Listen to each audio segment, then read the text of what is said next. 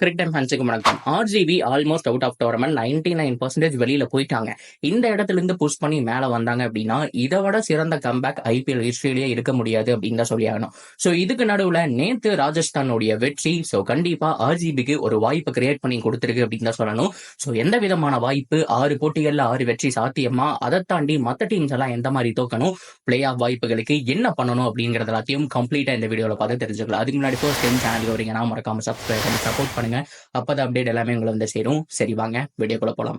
So இந்த tournament ஆர்சிபிக்கு அவ்வளவு சிறப்பா போல 8 போட்டிகள்ல வெறும் ஒரு வெற்றி. ஆனா மேக்சிமம் எல்லா மேட்சுமே பார்த்தோம் அப்படின்னா அவ்வளவு க்ளோஸா வந்தாங்கன்னு சொன்னோம். 20 ரன்ல தோக்கிறது, சோ அது மட்டும் இல்லாம 1 ரன்ல தோக்கிறதுன்னு சொல்லிட்டு அவ்வளவு க்ளோஸ் மேட்ச் இருந்தது. அதுலயும் போன மேட்ச் யாருக்குமே மனசே இல்ல. சோ போன மேட்ச் வின் பண்ணியிருந்தா கண்டிப்பா ஒரு மிகப்பெரிய ஹோப் இருந்திருக்குன்னு சொல்லணும்.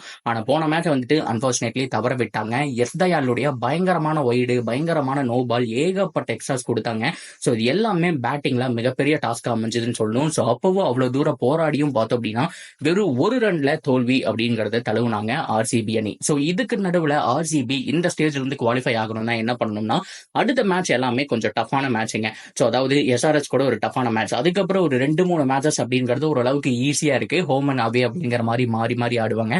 அண்ட் ஃபைனலா ஹோம் மேட்ச் சிஎஸ்கே கூட நடக்குது. இது எல்லா மேட்சுமே வின் பண்றது அப்படிங்கிறது சாத்தியமான ரொம்ப ரொம்ப கஷ்டமான ஒரு விஷயம். சோ பொதுவா 7 டீம் இருக்கும்போது நீங்க தாராளமா ஒரு 6 வெற்றி மட்டுமே வச்சுட்டு குவாலிஃபை ஆயிருக்காங்க. எஸ்ஆர்எஸ் எல்லாம் பண்ணியிருக்காங்க, நிறைய டீம்ஸ் வந்துட்டு பண்ணியிருக்காங்க. பட் இருந்தாலும் இப்ப 10 டீம் இருக்கிறதுனால குறைஞ்சபட்சம் 7 இல்ல 8 வின் இருந்தாதான் குவாலிஃபை ஆகணும் அப்படிங்கிற ஒரு ஸ்டேஜுக்கு வந்துட்டாங்க. அதுலயும் அந்த 3வது 4வது பொசிஷனுக்கு பயங்கரமான சண்டை நடக்குது. எத்தனை டீம் அடிச்சுட்டு இருக்காங்கன்னா so Punjab, LSG, GT, so அது மட்டும் இல்லாம இன்னும் கிட்டத்தட்ட மீதி பாட்டம்ல இருக்கக்கூடிய எல்லா டீம்ஸுமே சண்டை போட்டுட்டு இருக்காங்க. அதுல ஆர்சிபியே ஒண்ணு. சோ ஆர்சிபி குவாலிஃபை ஆகணும்னா இவங்க எல்லாரையுமே வெற்றி பெறணும் அப்படிங்கிறது ரொம்ப ரொம்ப ரொம்ப ரொம்ப முக்கியமான விஷயம். சோ கண்டிப்பா 6 அவுட் ஆஃப் 6 அப்படிங்கிறது வேணும். So first of all toss வந்துட்டு சாதகமா அமைஞ்சது அப்படின்னா சேசிங் தாராளமா எடுத்துக்கலாம். இவங்களுடைய பேட்டிங் லைனப்புக்கு யாராவது ஒருத்தர் எப்படி போன மேட்ச்ல வந்துட்டு ஒரு ரஜத் பட்டிதார் ஒரு 50 அடிச்சு கொடுத்தாரு, சோ வில் ஜாக்ஸ் ஒரு 50 அடிச்சு கொடுத்தாரு. சோ அதுக்கப்புறம் எல்லாமே சின்ன சின்ன கான்ட்ரிபியூஷன் தான். பட் இருந்தாலும் ஆல்மோஸ்ட் 220 அப்படிங்கிற ஹியூஜ் டோட்டல் வந்துட்டு புஷ் பண்ணிட்டாங்க இல்லையா. சோ இந்த மாதிரி யாராவது ஒரு 2 பேருடைய கான்ட்ரிபியூஷன் இருந்தாலே சோ ஆர்சிபி சேசிங்ல பெட்டரா தெரியுறாங்க.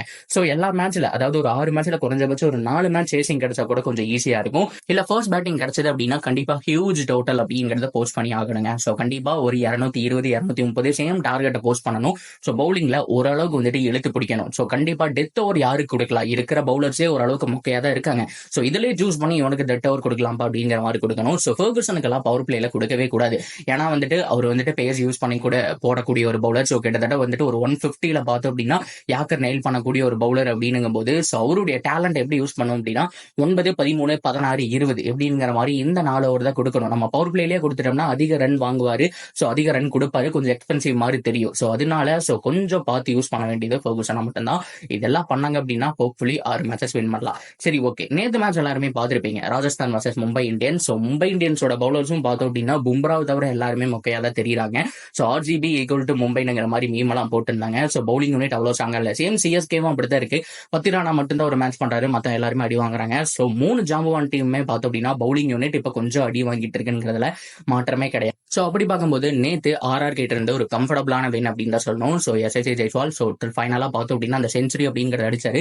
இந்த சீசன்ல 50 வரல அப்படின்னு யோசிச்சுட்டு இருக்கும்போது நான் செஞ்சுரியா கன்வெர்ட் பண்றேன் தம்பி அப்படிங்கிற மாதிரி செம்மையான ஃபார்ம்ல இருந்துச்சு. சோ ரெயின் வந்ததுக்கு அப்புறம் பட்லர் வந்துட்டு பயங்கரமா பேசினார், கொஞ்சம் பொறுமையா அடே, இந்த மேட்ச் வந்துட்டு உன்னால நல்லா பண்ண முடியும் அப்படிங்கிற மாதிரி சொல்லிட்டு இருந்தாரு.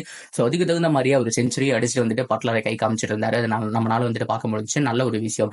சோ இப்ப என்ன அப்படின்னா ஆர்ஆர் வந்துட்டு கண்டிப்பா எல்லா மேட்சுமே ஜெயிக்கிறாங்க அப்படிங்கிற பட்சத்துல ஆர்சிபிக்கு ஹியூஜ் அட்வான்டேஜ். ஏன்னா மீதி இருக்கக்கூடிய எல்லா மேட்சுமே வந்துட்டு கீழே இருக்கிற டீம்ஸ் எல்லாம் தோக்கறதுக்கு மிக முக்கியமா இருக்கிறது 2 டீம் தான். ஒன்னு ஆர்ஆர், ஒன்னு கேகேஆர் ஒன்னு. இவங்க எல்லாருமே அதாவது டாப் ஆஃப் த டேபிள்ல இருக்காங்க. சோ இவங்க தொடர்ந்து மேட்சஸ் வின் பண்ணும்போது சோ கீழே இருக்கிறவங்களுக்கு வாய்ப்புகள் கம்மியாகும்.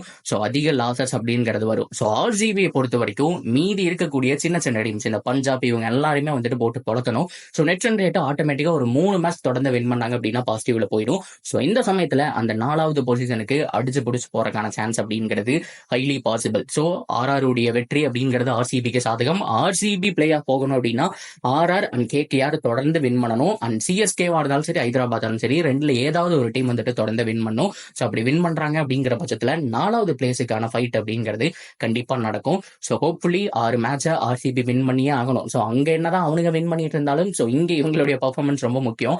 ஆர்சிபி தொடர்ந்து நல்லா பண்ணி வின் பண்றாங்க அப்படின்னா, ஸோ ஆர்ஆரும் கை கொடுக்குறாங்க, கேகேஆரும் கை கொடுக்குறாங்க அப்படின்னா பிளே ஆஃப் வாய்ப்பு இருக்குங்க. ஸோ சயின்டிஃபிக்கலா இப்போ கால்குலேட்டர்லாம் எடுத்து போட்டு பார்த்தா ஸோ கண்டிப்பா இந்த மேட்ச் இவங்க தோக்கணும், இந்த மேட்ச் இவங்க தோக்கணும் அப்படிங்கிற மாதிரிலாம் போட்டிருக்காங்க.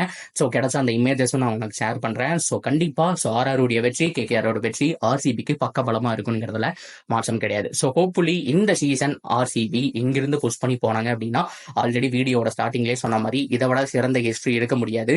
நடக்குதா இல்லையா அப்படிங்கிறத பொறுத்து இருந்து பார்க்கலாம். ஸோ நீங்க என்ன நினைக்கிறீங்க அப்படிங்கிறத தாராளமா கமெண்ட் செக்ஷன்ல சொல்லுங்க. அண்ட் தொடர்ந்து அப்டேட்டுக்கு சேனலோட இணைஞ்சிருங்க. மறக்காம சப்ஸ்கிரைப் பண்ணி சப்போர்ட் பண்ணுங்க.